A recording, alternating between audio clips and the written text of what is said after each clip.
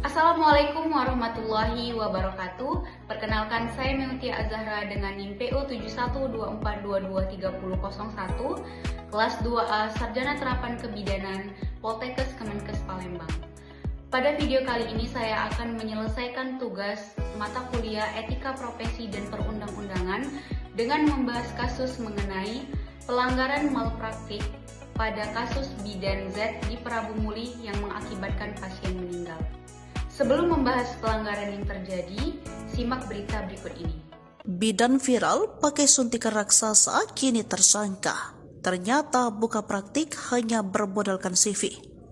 Setelah melakukan pemeriksaan yang cukup panjang, akhirnya oknum bidan inisial ZN yang diduga melakukan malpraktik ditetapkan tersangka. Jajaran Satreskrim Polres Prabu Muli Senin 20 Mei 2024. Kabid Humas Polda Sumsel, Kombes Pol Sunarto mengatakan Bidan ZN telah mengakui membuka praktik bidan mandiri tanpa izin.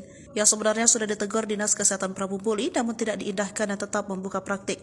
Saat ini oknum ZN telah ditetapkan menjadi tersangka namun belum dilakukan penahanan karena masih dalam pemeriksaan. Terkait modus Bidan ZN membuka praktik bidan mandiri dan memberi pelayanan kesehatan kepada masyarakat dengan menggunakan identitas berupa gelar serta menggunakan alat. Penyidik telah melakukan rangkaian pemeriksaan kepada 13 saksi dan 3 saksi ahli.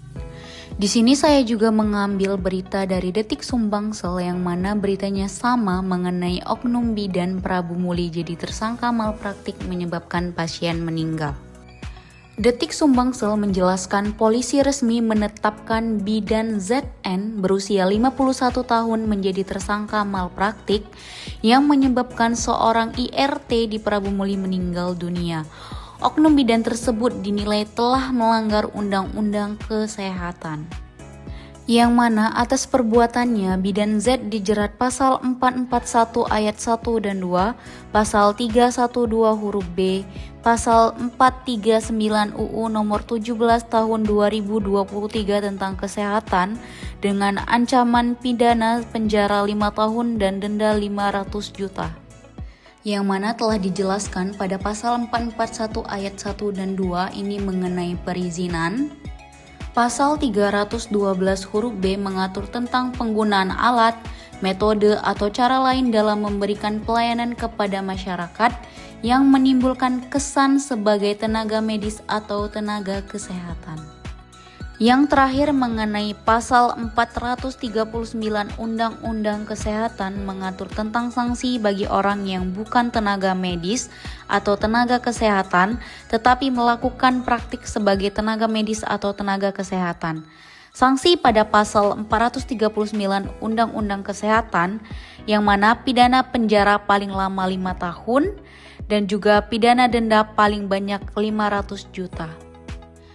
Undang-Undang Nomor 17 Tahun 2023 tentang Kesehatan mengatur berbagai hal, di antaranya ketentuan umum, hak dan kewajiban, pertanggungjawaban pemerintah pusat dan pemerintah daerah, penyelenggaraan kesehatan, upaya kesehatan, fasilitas pelayanan kesehatan, sumber daya manusia kesehatan, perbekalan kesehatan, teknologi kesehatan, sistem informasi kesehatan, dan kejadian luar biasa dan wabah.